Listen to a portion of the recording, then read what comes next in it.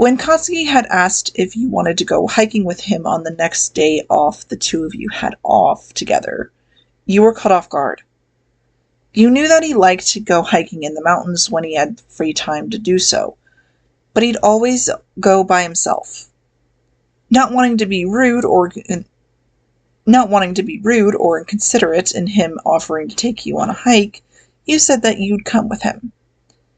With you agreeing to go with him, he told you that he'd text you the details before going back to his office to finish up his paperwork.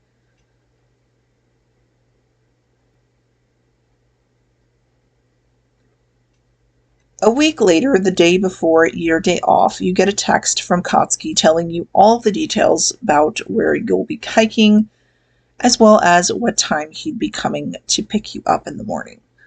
In seeing how early he'd be picking you up, you groan to yourself internally as he'd be picking you up really early in the morning, about 2 hours before the sun rises.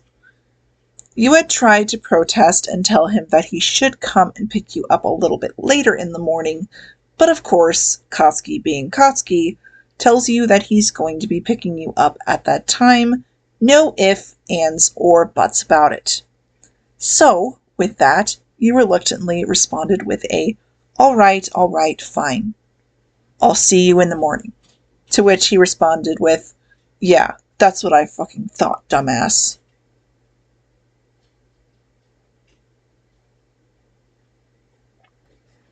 Waking up at 4 in the morning to Katsuki banging his fist against your apartment door was not how you wanted to wake up.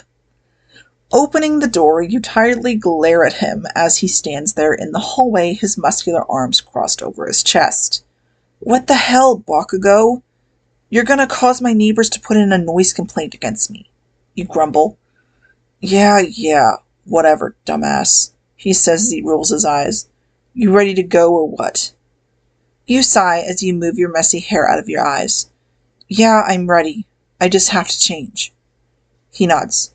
Come on in, you say, gesturing him to come into your apartment. He steps inside and makes his way into the living room while you go into your room to change in the clothes you had gathered for the day.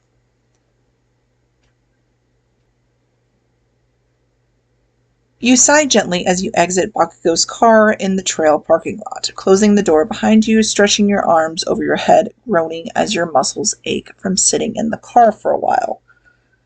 You hear Bakugo close the driver's door and walk around to the back of the car, opening the trunk, causing you to turn towards him as you know he's grabbing your backpacks.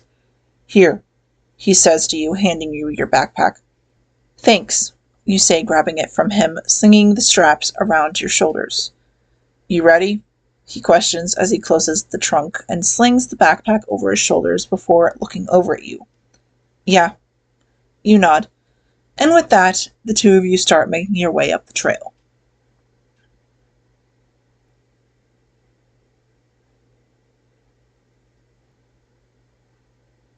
Are we almost to the top? You question Bakugo as you follow him up the rocky trail. Yeah, he begins as he pauses for a moment. We're just about 200 yards from the top.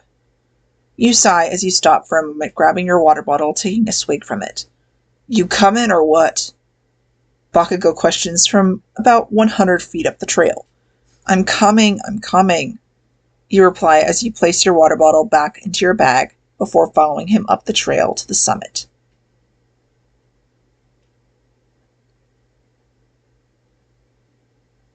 Whoa!